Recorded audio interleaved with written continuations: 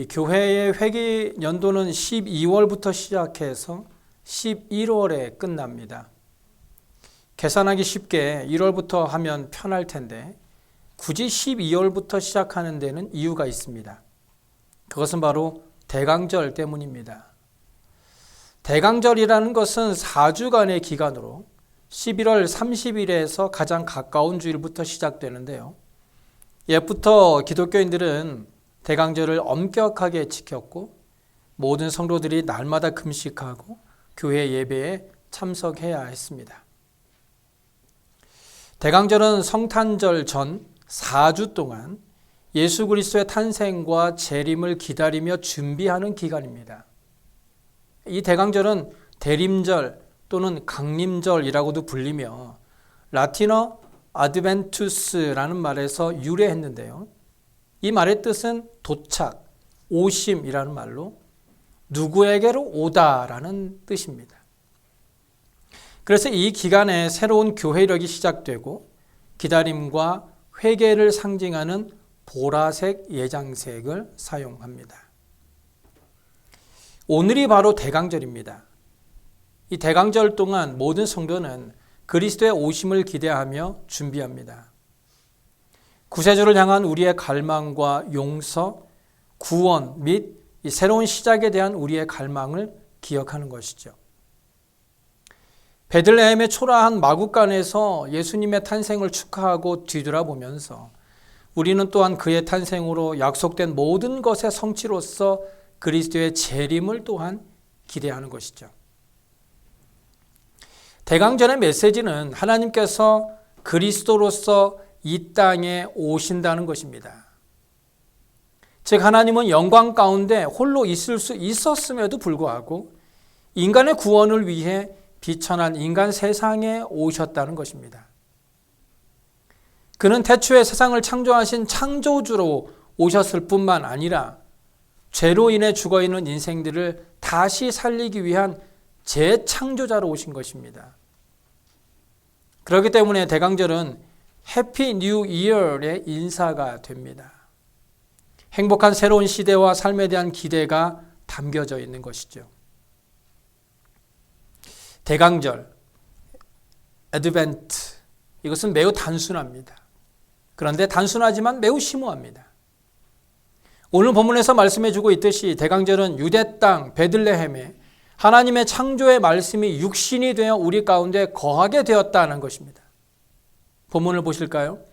말씀이 육신이 되어 우리 가운데 거하심에 우리가 그의 영광을 보니 아버지의 독생자의 영광이요 은혜와 진리가 충만하더라. 여기 보시면 이 본문은 세 개의 시자로 되어 있습니다. 첫째는 하나님은 오셨습니다. 그리고 하나님은 와 계십니다. 그리고 세 번째, 하나님은 오실 것입니다. 이것이 대강절의 과거, 현재, 미래입니다. 가장 먼저 대강절의 과거입니다. 인류 역사상 가장 의미 있는 그리고 깊은 사건은 바로 성육신 사건입니다. 풀어서 얘기하면 거룩하신 분이 육신을 입으셨다는 것입니다.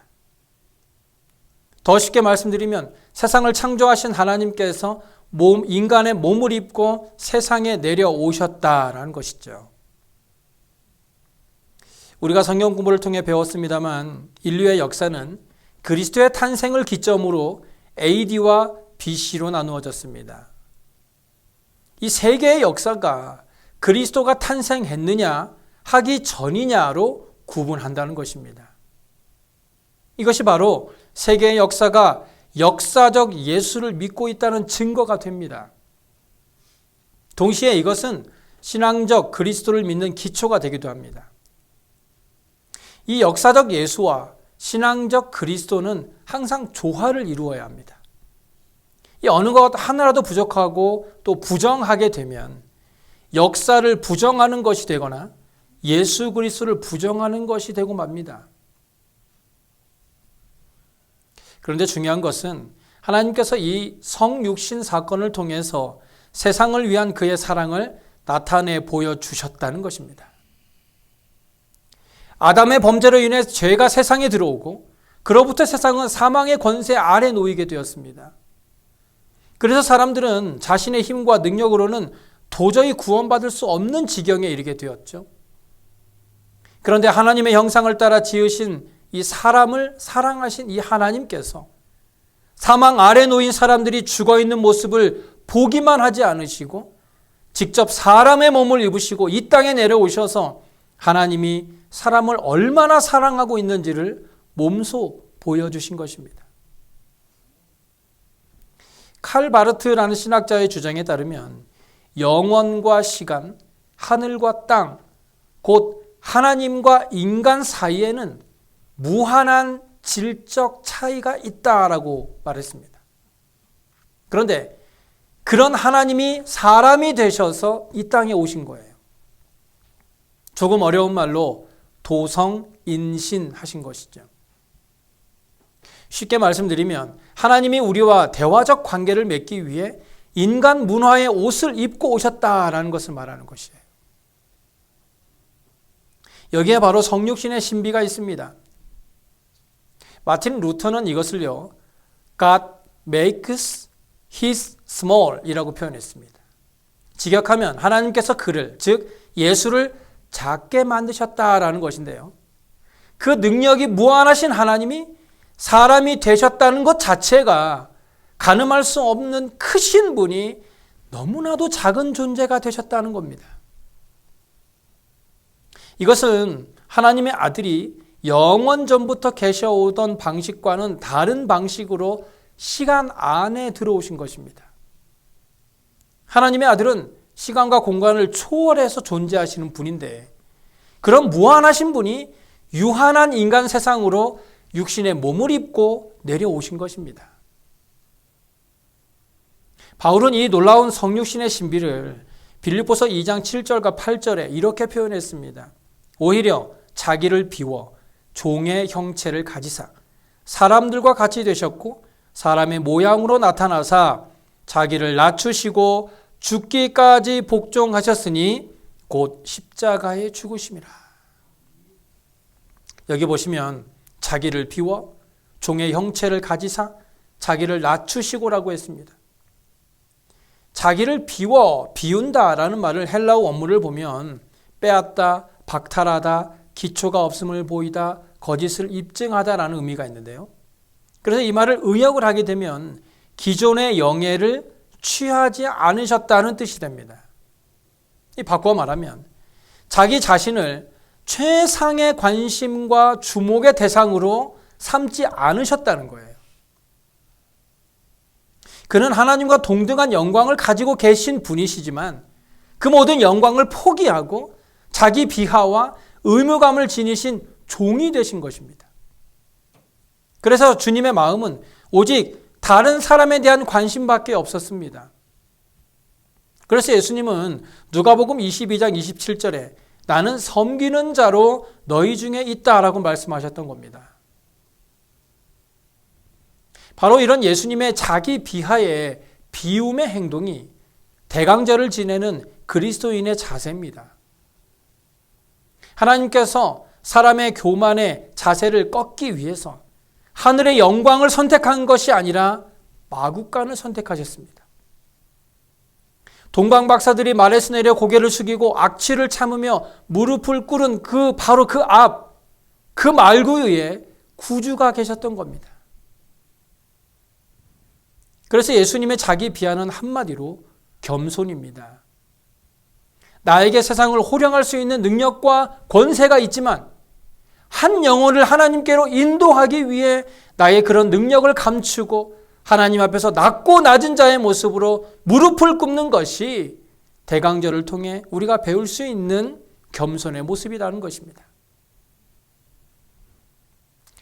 어거스틴은 19살 되던 해에 진리에 대한 야심을 가지고 성경을 펼쳤습니다.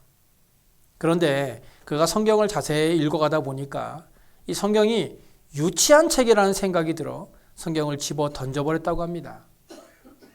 그런데 그 후 10년 후에 그는 이런 고백을 했다고 하죠. 진리는 교만한 자에게는 닫혀진 책이다. 하나님의 진리를 담고 있는 이 성경은요, 교만한 자들은 절대로 깨달을 수 없는 진리가 담겨져 있습니다. 우리가 성경을 읽을 때 내가 아는 지식의 한계 안에서 성경을 이해해 보려고 애를 쓴다 해도 유한한 우리의 지식으로는 절대로 성경 안에 있는 진리를 깨달을 수 없습니다. 오히려 성경의 진리가 유치하게 보일 뿐입니다. 하지만 우리가 겸손한 마음을 가지고 성경의 진리를 깨닫고자 할 때 그 겸손한 마음에 성령께서 은혜를 부어주셔서 그 진리가 머리가 아니라 마음으로 깨달아지는 은혜를 주심으로 진리를 진리로 믿을 수 있도록 역사하시는 것입니다. 혹시라도 여러분이 성경을 머리로 이해하려고 하셨다면 회개해야 합니다. 우리가 겸손한 모습으로 하나님의 진리를 대할 때만이 하나님의 말씀이 우리를 살리는 능력의 말씀이 될 줄로 믿습니다. 두 번째로 대강절의 현재입니다. 마태복음 1장 23절에 보면 임마누엘이라는 말이 나오는데요. 이 말의 뜻은 하나님이 우리와 함께 계시다라는 뜻입니다. 임마누엘이라는 말을 분석해 보면 임마누엘의 헬라어 표기는 이렇습니다. 임마누엘이라고 쓰는데요. 이 말은 사실 히브리어 임마누엘이라는 말을 음역한 말입니다. 그대로 옮겨 쓴 말이죠. 여기에서 임은 함께 하다라는 뜻입니다. 그리고 마누라는 말은요, 우리라는 말이고, 엘은 하나님을 가리키는 말이죠. 그래서 이것이 하나로 합쳐져서 임마누엘입니다. 하나님께서, 예수님께서 승천하시기에 앞서 제자들을 향해서 지상 명령을 내리실 때도 내가 세상 끝날까지 너희와 항상 함께 있으리라 라고 하셨을 때 이것도 바로 임마누엘의 축복을 보증하신 것과 같은 것이죠. 여기서 주님은 세상 끝날까지, 즉 우리가 지금 살아가고 있는 이 세상의 끝까지 모든 권위를 가진 그의 부활 안에서 항상 우리와 함께 계시겠다고 약속해 주셨어요. 그러므로 요한복음과 마태복음에는요, 주님의 승천이 언급되지 않은 것입니다. 마태복음 18장 20절에 두세 사람이 내 이름으로 모인 곳에는 나도 그들 중에 있다라고 말씀하신 대로 우리가 어디에 있든지 예수 그리스도의 이름으로 모이든지 우리 주님은 우리 가운데 계십니다. 물론 이것은 육체적인 임재가 아니라 영적인 임재를 말하는 것이죠.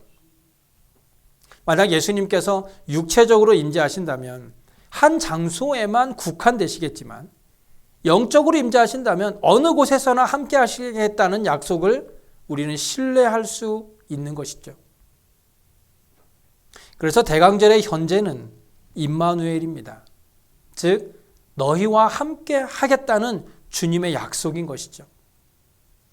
주님께서는 만일 우리가 주님과 함께 세상으로 나아간다면, 그리고 우리가 어디에 서든지 주님 편에 선다면 그곳이 어디가 되었든 간에 우리가 함께 해주신다. 주님이 우리와 함께 해주신다라는 그 약속인 것입니다. 이것이 대강절의 현재를 보내는 그리스도인들의 축복입니다. 하나님이 만드신 세상에서 우리의 눈에 보이지 않는 동반자 되시는 그리스도와 더불어 산다는 것이 우리에게 있어서 가장 큰 축복이 되는 것이죠. 더욱이 우리는 여기에서 그리스도와 함께 거하는 경험으로써 이 땅에서 하늘나라를 미리 맛볼 수 있게 되는 것입니다. 많은 성도님들의 착각 중에 하나가 천국은 죽어서 가는 곳이라고 생각합니다. 하지만 천국은요, 이 땅에서도 맛볼 수 있습니다. 하나님이 다스리는 나라가 천국이라고 한다면 우리의 삶을 하나님이 다스리는 삶이 될 때 이 땅에서도 천국을 누리며 살 수 있게 되는 것인데, 하나님이 다스리시는 삶은 그리스도와 함께 거하는 삶이 될 때 가능합니다. 그렇기 때문에 임마누엘의 축복은 곧 우리에게 있어서 천국을 미리 맛보고 경험하게 하는 놀라운 축복인 것입니다. 그러므로 우리는 하늘나라의 영원한 평화 속에서 그리스도와 함께 있게 되기 때문에 고통스럽고 힘겨운 이 땅에서 사명을 감당하는 가운데 보는 것으로가 아니라 보이지 않는 중에도 믿음으로 그리스도와 함께 살아가는 방법을 배워야 하는 것이에요. 우리가 그리스도와 함께 살아가는 방법을 배우지 못한다면 하루하루의 삶이 고통의 연속이 될 수밖에 없는 것입니다. 모든 그리스도인들은 겉으로 보기에는 이 땅에 살고 있지만 동시에 우리는 눈에 보이지 않는 하늘나라에서 살아가고 있는 것입니다. 우리는 그리스도를 믿는다는 것 때문에 멸시를 당하고 박해를 당하고 손해를 보고 패배하고 짓밟히지만 실제로는 그리스도와 함께 이 땅을 다스리고 있다는 것, 그리고 세상은 알 수 없는 하나님의 평강을 누리며 살아가고 있다는 것이 바로 대강절의 현재의 신비인 것입니다. 마지막 세 번째로 대강절의 미래입니다. 대강절의 미래는 그리스도가 이 땅에 다시 오신다는 것입니다. 그리스도가 이 세상에 임하시는 것에는 세 가지 형태가 있어요. 첫째는 하나의 육체를 가지고 유대나라 말구 위에 오셨던 예수를 말하는 것으로 이것은 대강절의 과거를 말하죠. 둘째는 영으로 오신다는 것인데 이것은 임마누엘으로 우리와 함께 하신다는 대강절의 현재를 말합니다. 그리고 이제 세 번째는 영과 육이 합쳐진 인격으로 오심인데 그것이 바로 대강절의 미래입니다. 그리스도께서 나타나시면 우리도 그와 함께 나타날 것입니다. 우리가 그리스도께서 이 땅에 나타나실 때 우리의 비밀은 물론이고 세상의 모든 숨겨졌던 것들이 다 드러나게 될 겁니다. 뿐만 아니라 우리가 어떤 사람이었는가 하는 것이 모두 다 드러나게 될 것입니다.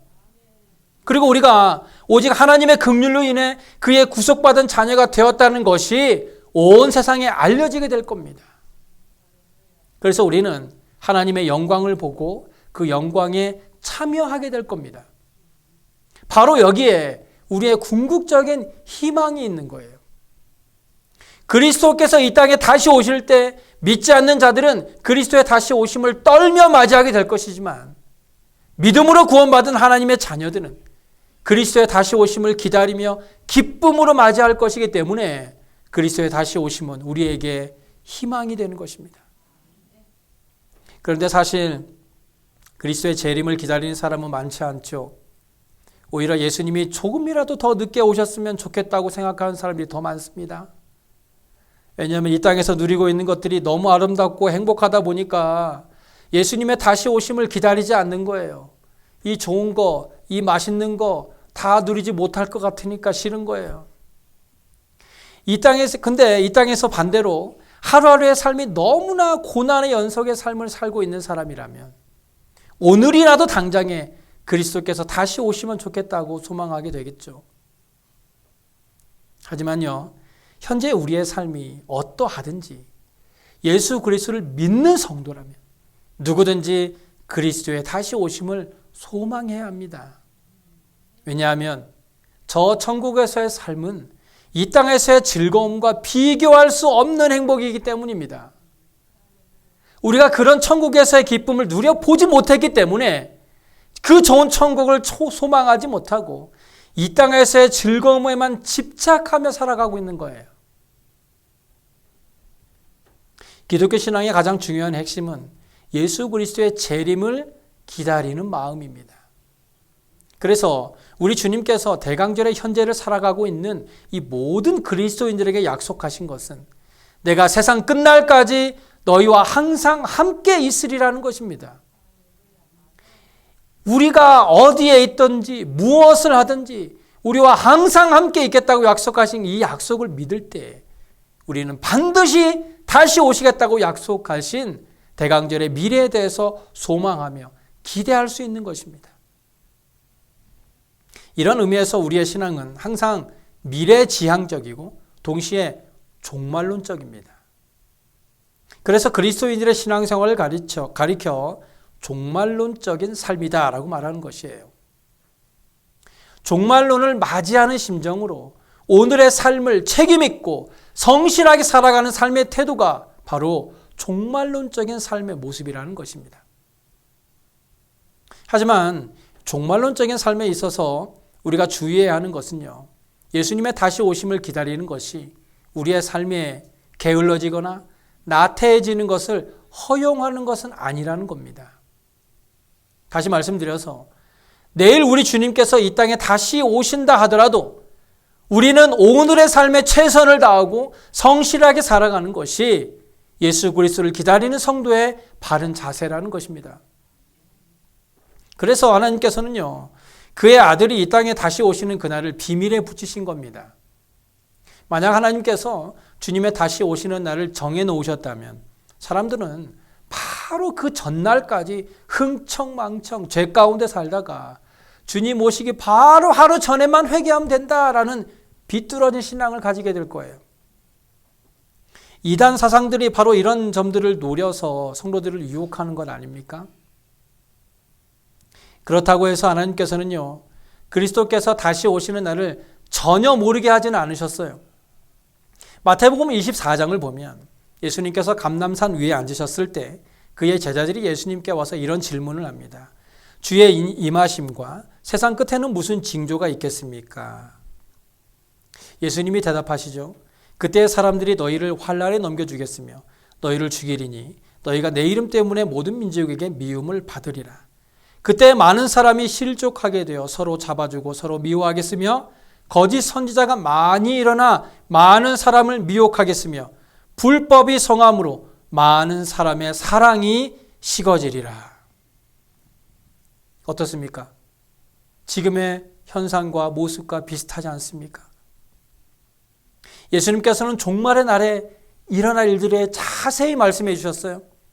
이런 일들이 세상에 나타나게 된다면 세상에 종말이 올게 될 것이니 너희는 깨어서 기도하라는 것입니다. 그렇게 볼 때 이제 예수 그리스도께서 이 땅에 다시 오실 날이 머지 않았다는 것을 많은 성도님들이 몸으로 느끼고 있습니다. 이 세상은 우리 주님께서 말씀하셨던 종말의 징조들을 이미 보여주고 있습니다. 그렇기 때문에 이런 종말의 시대를 살아가는 우리의 삶의 모습이 정신 차리고 깨어있지 않으면 언제 주님께서 오셔서 우리에게 준비된 등불을 보여라고 말씀하실지도 모른다는 것입니다. 그래서 초대교회 교인들은 만날 때마다 이런 인사를 주고받았다고 하죠. 마라나타. 이 마라나타라는 말은요, 주님께서 곧 다시 오십니다 라는 뜻입니다. 이것이 바로 그들의 삶에 있어서 마지막에 대한 긴박감을 갖게 했고, 따라서 오늘의 삶을 하나님 앞에서 책임 있고 능력 있게 정말 자기의 모든 것을 바치는 그런 삶을 살아가게 만들어 주었던 겁니다. 우리 옆에 계신 분과 함께 인사를 나눠볼까요? 제가 하는 말을 한번 따라해 보시기 바랍니다. 옆에 사람을 바라보고, 마라나타, 우리 주님께서 곧 다시 오실 것입니다. 정신 차리고 깨어서 똑바로 신앙생활 합시다. 옆 사람을 보면서 말씀하세요. 정신 차리고 똑바로 신앙생활 합시다. 그렇습니다. 우리의 신앙은 마라나타의 신앙이 되어야 합니다. 내일이라도 당장에 우리 주님께서 다시 오실 수 있다는 생각을 가지고 바로 오늘의 삶에 최선을 다하며 우리의 신앙과 믿음을 지키며 살아가는 삶이 되어야 하는 것입니다. 아니, 지금 당장 우리 주님께서 다시 오시더라도 우리 모두가 하나님의 심판대 앞에 섰을 때 조금의 부끄러움도 없이 당당하게 기쁨으로 주님을 만날 수 있는 우리의 삶의 모습이 되어야 한다는 것입니다. 앞으로 일어날 모든 사건 가운데 가장 위대한 사건은 그리스도께서 이 땅에 다시 오시는 사건이 될 것입니다. 그날이 중요한 것은 우리의 삶의 결산의 날이 될 것이기 때문이에요. 또 우리들의 마지막 승리의 날이 되기 때문입니다. 지금까지 우리의 삶이 세상에서는 비록 실패하고 영광스러운 삶은 아니었다 할지라도 우리 주님께서 다시 오시는 그날에는 하나님 앞에 믿음을 지키며 부끄럽지 않은 삶을 살아왔던 우리의 삶은 그 누구보다도 영광스러운 면류관을 쓰게 될 것입니다. 그래서 우리는 우리 주님이 다시 오시는 그날을 기대하는 것 아닙니까? 여러분 자석을 모두 아시죠? 이 자석에 달라붙는 것은 정해져 있어요. 나뭇가지나 돌멩이, 플라스틱이 자석에 붙지 않는다는 것은 누구나 다 아는 사실이죠. 그런데 자석에 붙는 철과 비슷하게 생긴 금속들 중에 꼭 자석에 붙을 것만 같은데 절대로 붙지 않는 금속들도 있죠. 알루미늄이나 스테인리스 등이 그런 것이죠. 보기에는 꼭 자석에 붙을 것 같아 보이지만 아무리 자석을 갖다 대도 절대로 붙지 않습니다. 주님의 재림은 마치 자석과 같습니다. 우리 주님께서 다시 오실 때 예수 그리스도를 믿는 믿음이 있는 사람들은 천국으로 끌려 올라가게 될 것이지만 믿음이 없는 사람은 아무리 천국에 들어가려고 애를 써도 절대로 들어갈 수 없을 것입니다. 누가 보더라도 그는 믿음이 있는 사람인 것 같아 보이지만 결국 자석이 붙지 않는 금속들과 같이 천국에는 절대로 들어가지 못할 것입니다. 데살로니가전서 4장 16절과 17절의 말씀을 끝으로 오늘 말씀을 마치려고 합니다.